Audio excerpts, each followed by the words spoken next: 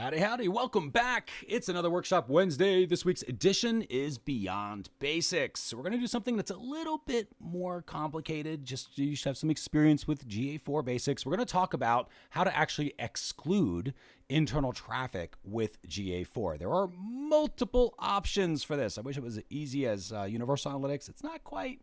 However, you will see in this workshop all the different options and which one is correct for you. Before we go too far into this, welcome. My name is Chris Mercer. Everybody calls me Mercer. You should as well. I'm the co-founder of a company called measurementmarketing.io. And it's our job to help people like you, whether you found us through podcasts and talks, whether you found us through, we offer some of our content on some other platforms as well. Maybe you are already a member over the Measurement Marketing Academy or a Toolbox member. However you found us, it's our job to help you figure out how to use these tools. And of course, that really means GA4 now. It's all anyone's talking about, and it's all we're all going to be talking about for the next year and a half as people are working this tool through its paces. So when it comes to teaching this, we do have the Measurement Marketing Academy. It's our flagship training program. More on that at the end of today's training.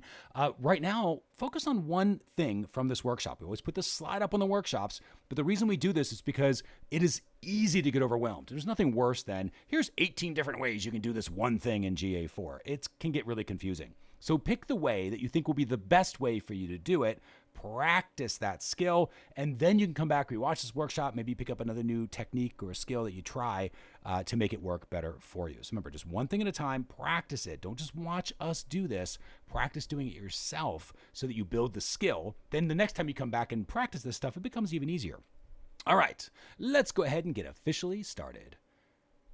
Beyond Basics, how to exclude internal traffic with Google Analytics 4. Now, I will start by saying, before we hand this over, there are multiple ways to do this that you come through. Google Analytics 4 is a powerful platform, but because how they got powerful was making it really flexible. So there's not just one way to do something kind of ever.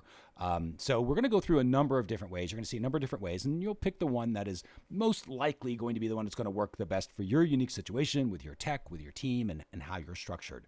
Now, we'll dive in, of course, as we always do, with the framework. We plan, we build, we launch. We're marketing in the blind. We're trying to get to a point where we reliably grow profits. How does today's training fit into this model? Well, obviously, the questions that we can ask, we need to ask questions to make sure that we're not answering them. In other words, we're not collecting information that is our team's results. I literally was looking at a report the other day in Data Studio for one of our clients, and we pull it up, and I'm like, wow, these conversion rates are off the freaking chart. I'm like, of course they are, because their team was back there doing 1,000 test purchases of this funnel, and they all bought, right? So when you mix the team's results with the public results, it's going to be a problem, right? It's not actually going to give you a useful truth. In other words, something you can actually do something with.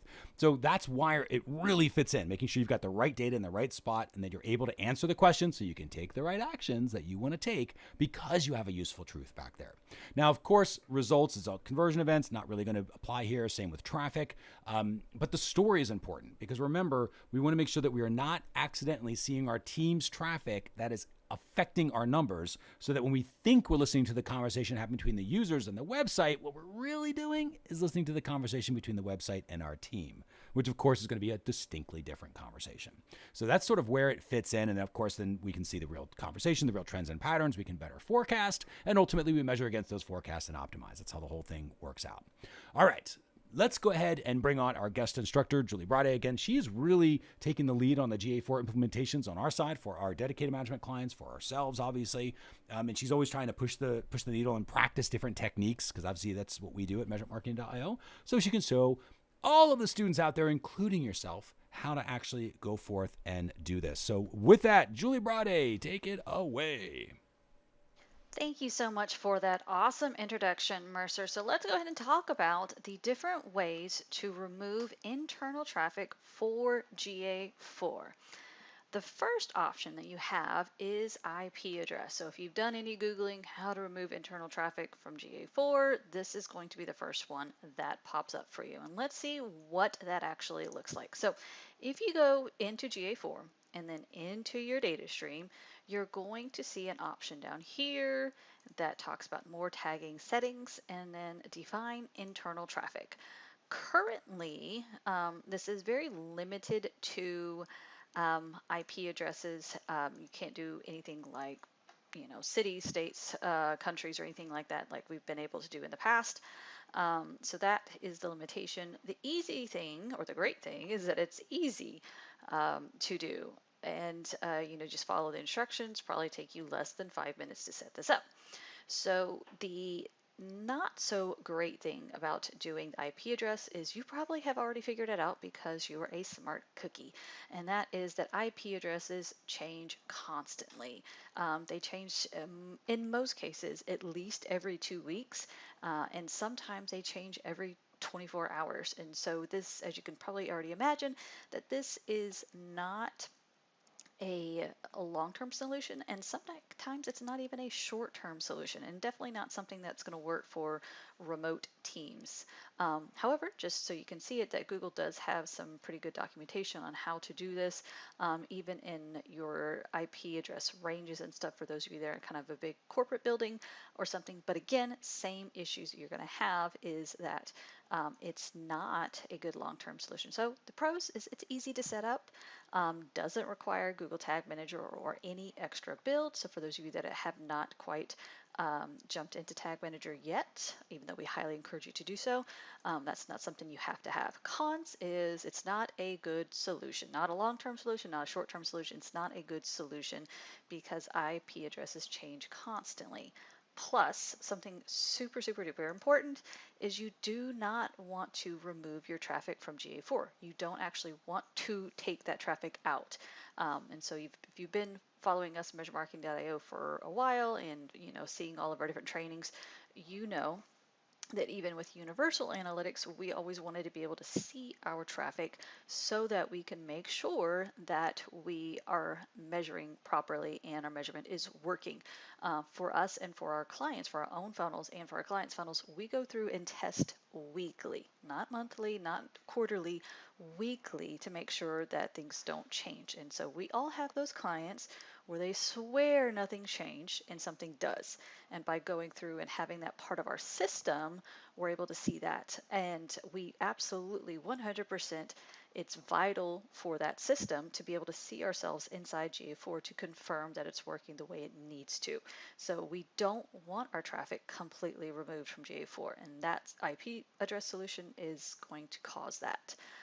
The next option, again, if you've done some Googling on how to do this, you might have come across something called the debug mode. And so what that means is if you are using Google Tag Manager preview mode, and there is this little part right here that indicates, hey, I'm using Google Tag Manager preview mode, and it's giving me this signal that says debug. So basically it's in high level overview. There is also some more documentation. I'll show you that in just a second. High level overview, it is basically going to give Google Tag Manager a signal to look for and says, hey, this person's internal. Let's make sure that we notate that. And so we're going to call them internal traffic, and technically they're going to call them a developer. The traffic type is developer. And you can actually go back to analytics real quick, and this is what it's talking about, traffic type. So the traffic type is going to be considered developer, and then we're going to not have that data inside Google Analytics 4. You probably have already also seen the flaws in this plan as well, in this particular option. Again, because you're a smart cookie and you already figured out what the cons are. The cons are that not everyone on the team is going to be inside Google Tag Manager and go inside preview mode. And also, every single time you go to your site, you're not going to be inside Google Tag Manager preview mode. So there's kind of a big flaw in this. There are ways where you can combine the debug mode and the IP address, where basically if it sees the debug mode, then it's going to recognize that IP address and say, okay, we're going to kind of connect the dots and mark that IP address as developer. But again, IP addresses change constantly. So this is exactly what it looks like. This is kind of the instructions. It's telling you traffic type, and then do something with a lookup table for debug mode. I'm not going to go into specifics because Julius at Analytics Media has an amazing blog on exactly how to do this step by step, and he even mentions at the tip top that it's not a perfect solution, but it's a solution, possible solution. So he's even transparent about this as well. So let's talk about those pros and cons for debug mode. It uses a better signal than IP address. It does because it's not the GTM debug mode is a good signal to use. It's just it's not great for all the teams. And so that's exactly what the con is. Not everyone's going to use GTM preview mode. And then if you combine it with the IP address solution, you are going to have the exact same issues as we mentioned previously. So this one's again, not a great long-term solution as well, especially if you have lots of team members. So the option number 3. So let's talk about this one.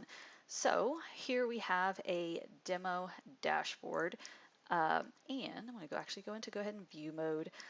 We have all of our different traffic sources coming in with GA4, and you can see that we have a session source of test.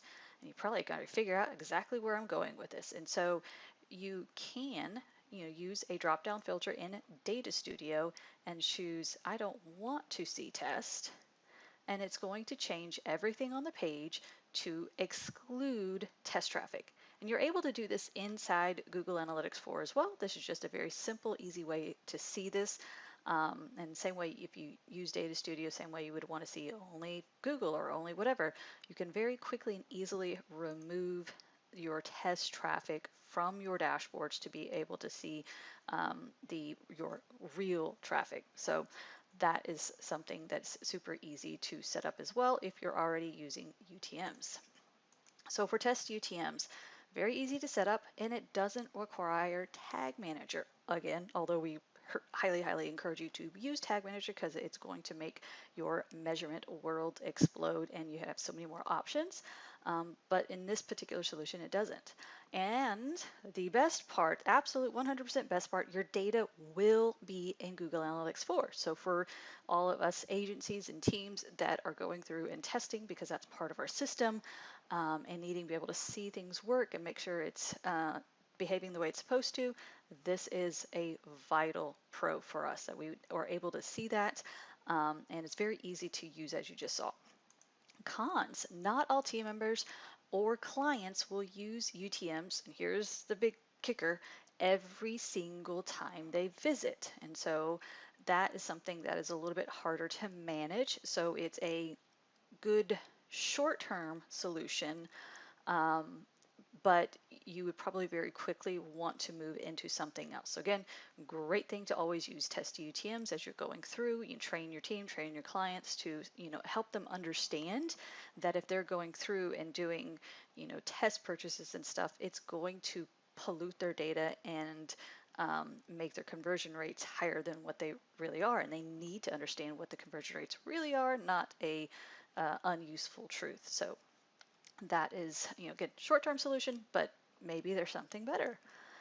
And the better option is something that we have started to do, and that is using test UTMs plus first-party cookies. And you're probably thinking, what in the world does that mean? Well, remember how we said that using GTM debug was a better signal than IP address because you have something here that Google Tag Manager can use for that? Well, it's kind of very similar for the test UTM method. And so we know that we can see our test UTMs in here, but what we want to do is use a first-party cookie inside Tag Manager to identify that device that is test traffic. So that way the user only has to drop the cookie once a week or however often you want to do it. And that way the traffic is always being considered internal traffic. So this is just kind of what it looks like on our GA4 config and page view. And it's this particular line here. We're setting a new user property and for internal traffic, and we're just using some parts and pieces that we have already used and calling it and using this first party cookie of test traffic. So again, when there's a source of test, we're dropping a cookie and identifying that. So whenever the user uses that particular device, that cookie is going to be there, and it's going to tell Google Tag Manager, hey, it's internal traffic.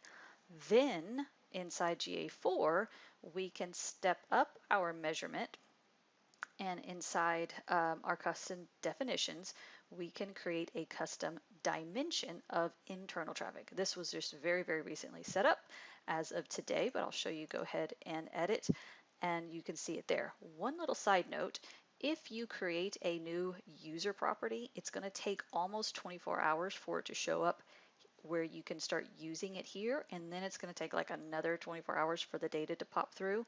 So let's go into Data Studio, and I actually have it right here. So this little guy showed up very recently, and so internal traffic, and right now it is going to, let's go into view mode so we can see what it says, and we're going to refresh just real quick. Look how fast that sucker is. And as of right now, there isn't anything, but what we can see it inside Google Analytics 4, we'll show you just here shortly, that it's going to have internal, or it might have not set. So if I only wanted to see internal, it's just the same exact concept of over here, but this way, right here, doing it this way, I can make sure that I don't have to remember UTMs every single time. That's how the first party cookie and the test UTMs, how they're only using test UTMs is different. So you're still going to use those test UTMs and you're going to see this count. However, internal traffic, using it this way, is going to identify the devices that have been kind of cookied for that internal traffic. So let's go ahead and go into GA4. You can see that we've already done that. And what you can do,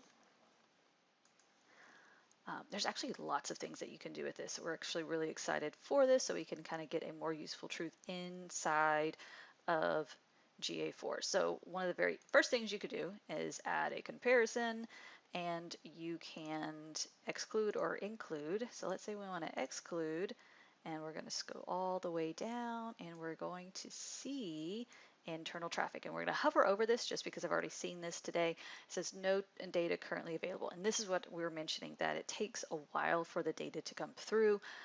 So from, like, let's say you set it up, I would actually kind of encourage you to get it all set up like a Thursday, Friday, so then probably by Monday you would see everything start coming through with this. So that is what you want to be able to do. So it would just be very simple, same thing like what if we wanted to exclude a certain country, because maybe we have a developer team. So it would be something very similar where you would do the exact same thing, but with a new custom dimension and a new user property for that. So that's how you would do that inside of GA4. And like I said, you can do that with so many of your reports. You can do Explorer reports, create your funnels, lots of different things that you can do inside GA4 and inside Google Data Studio, as you just saw, by being able to filter out, or technically even filter in, your particular test traffic.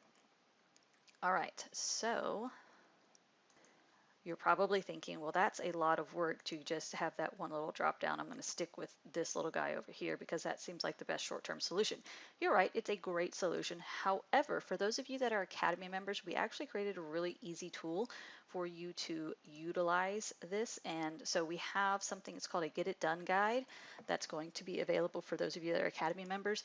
And all you're going to have to do is import a container, and the only thing that you'll have to do to get this to start working is once you import this little guy has to go into your config and page view. So all you would do is literally click up, add a row, and add this stuff to your container, and then publish it. And then you would then come through and you would probably go through and add that custom dimension in a day or two once it pops up for you.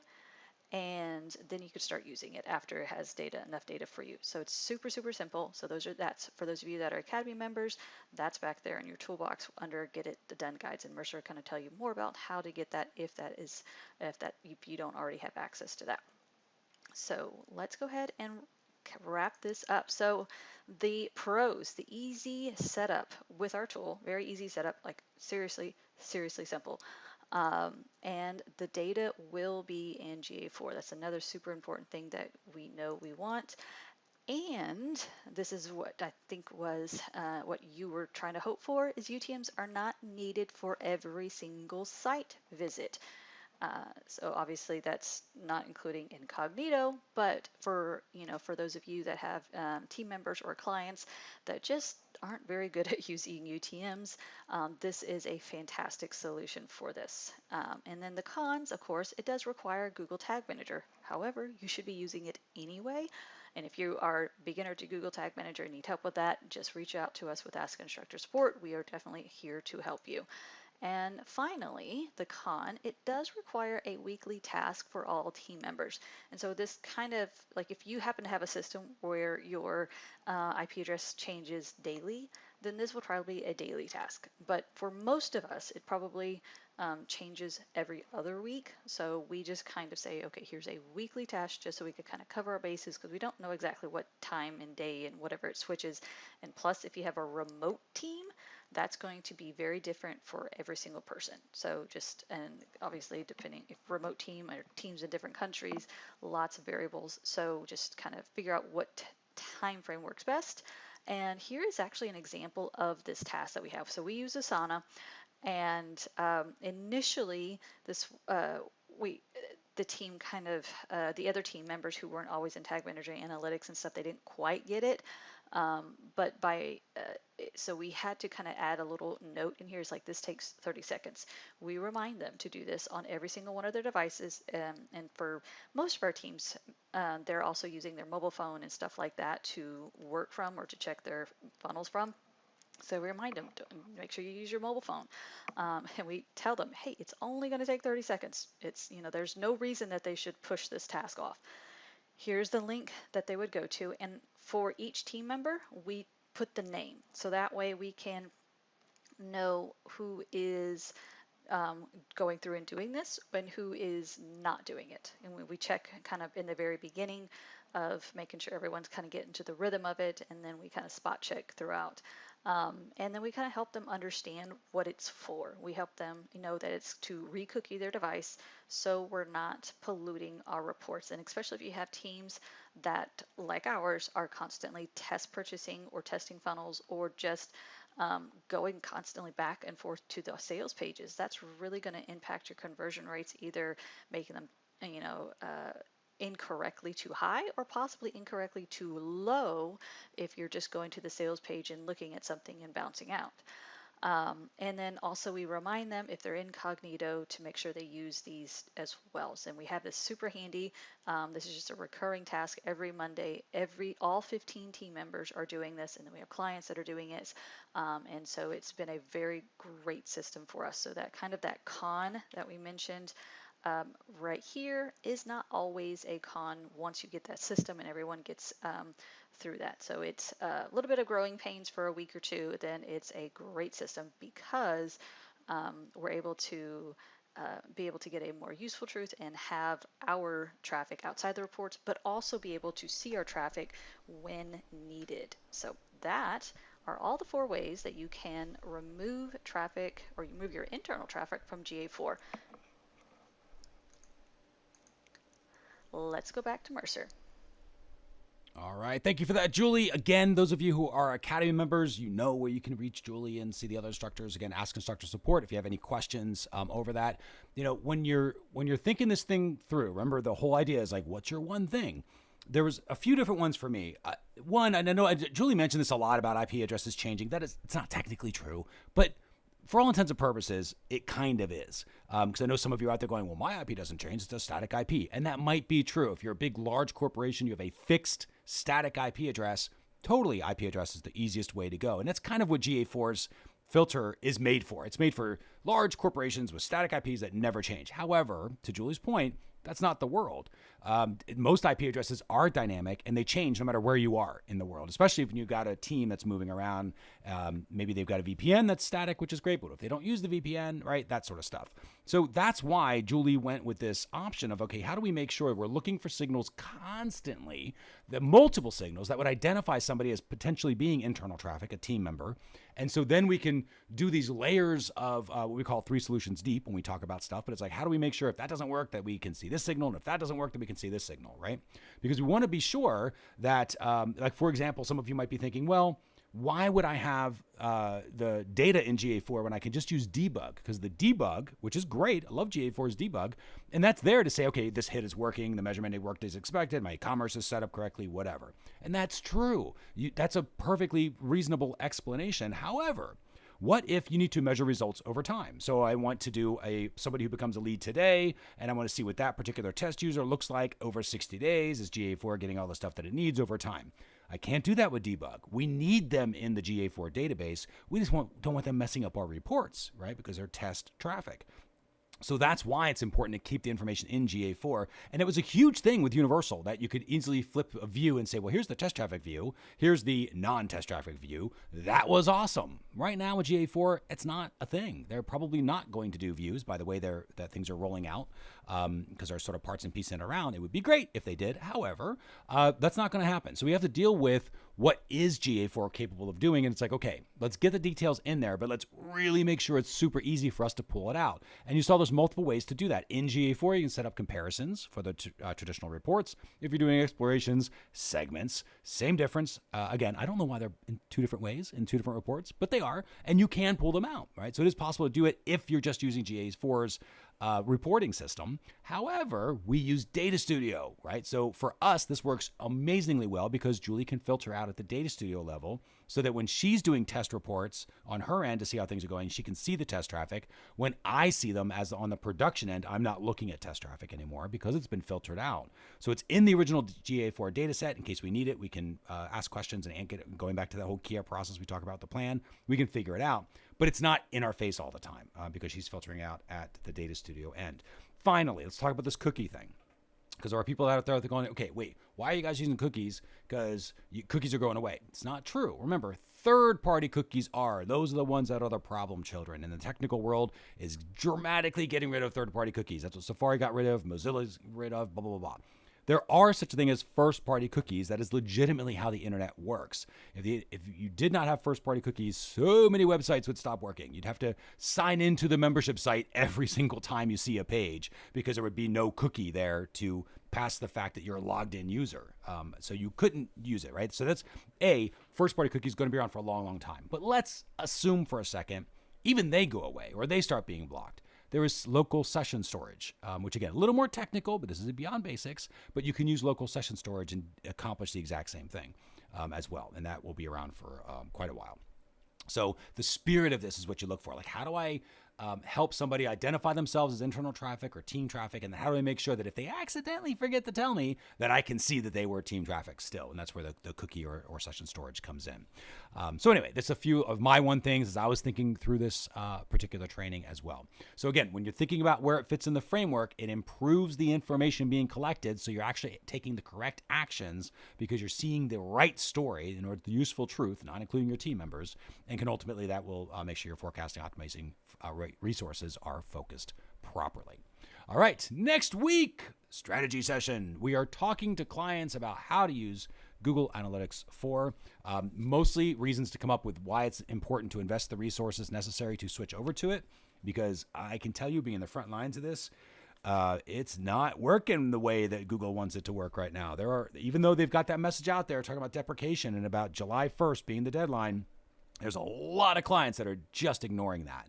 Not purposely, just that they don't know any better. So as on our end, whether you're a measurement agency, an ad agency, or anybody in measurement, it's up to us to get that communication out there in our organizations. So it says talking to clients, but it really is talking to your clients and team, your stakeholders, whatever, about using GA4 and flipping over and why it's going to be important for them to invest in these resources, because they're going to lose a bunch of stuff if they don't.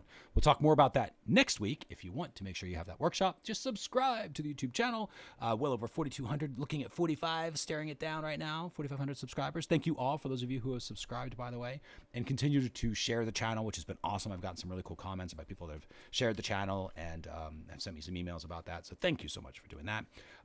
And the Measurement Marketing Toolbox. That is the other way you can get the training. So we have Workshop Wednesday, which is always the most recent workshop. It's back in the members area, but also all these free tools. Now, while Julie's tool that she talked about was a Get It Done guide, that's really exclusively for Academy members. as a Toolbox member, there are still a lot of things that will be useful specifically for GA4. We're going to have an audit checklist back there, amongst other things that are being updated for the new world of GA4. But the traffic toolkit, the dashboarding toolkit, Regex Heroes, the GTM cookbook, there's so much back there that can help a measurement professional do their job better, even if you're just starting out to learn about some stuff. It's a great way to get started, get used to what we do as a brand, and to see like, hey, does this thing have legs? And maybe it does make sense for you at that point to upgrade to the academy where you can really learn those skills. But this particular thing is completely free. It stays free. Only thing we ask is that you use it. So after about 90 days or so, you might get a little email that says, hey, it doesn't look like you're using the Toolbox. Would you mind making room for somebody else? But as long as you're using it, it's totally fine. You can keep it for as long as you like, entirely up to you. To get that, just go to measure.tips/WW. It'll take you directly to the Toolbox membership. Just a name and email. It'll create your account, and then you're off to the races. Again, all that we ask is that you use it. Measure.tips/WW. And finally, we talked about this before, the Measurement Marketing Academy. This is our flagship training program. There are lots of courses back there, and these are full-blown courses. So I know some people have thought like, oh, well, how could they be offering all these courses for the amount that we charge, which is not a lot if you had to buy these courses separately. Unless maybe the courses are an hour or two. That is not true. The courses are incredibly robust. I would put our courses against anybody else's in the marketplace. Our job is to help marketers and people who are not natural numbers people to figure out how to use these tools to get real meat and muscle from them, to improve their marketing. So they're improving revenue and results. That's what the entire academy is dedicated to doing. So it's not just about the tools. It's yes, you will learn Google Analytics 4. Yes, you will learn Tag Manager. Yes, you will learn Data Studio. You'll learn all of these tools. But just because you understand how to use the tool doesn't make you a tradesperson. In other words, just because I show you how to use a knife and how to use a stove, it doesn't mean you're a chef all of a sudden. You have to learn how to be a chef. And then in order to get really good at being a chef, obviously you got to learn how to chop stuff up with a knife. And obviously you got to learn how to use a stove. But just again, learning how to use a stove does not make you a chef. So at the Measurement Marketing Academy, we teach you measurement, how to think about this, how to make sure that your company has a measurement culture, whether you're just one person or if you're a team, how to actually think about this stuff differently so that when you go to use these tools, which of course we will also show you how to use, you know how to use them in the best probable way so you can get revenue and results. And of course, we use the framework to do that. So to learn more about the Academy, see if it's right for you, and see the current offers over at measure.tips/getacademy. And we look forward to having you a part of the Measurement Marketing Academy soon. With that, we'll go ahead and bring this one to a close. This has been Beyond Basics, how to exclude internal traffic with Google Analytics 4. Thanks again for watching this workshop, and we'll see you on the next one. Take care.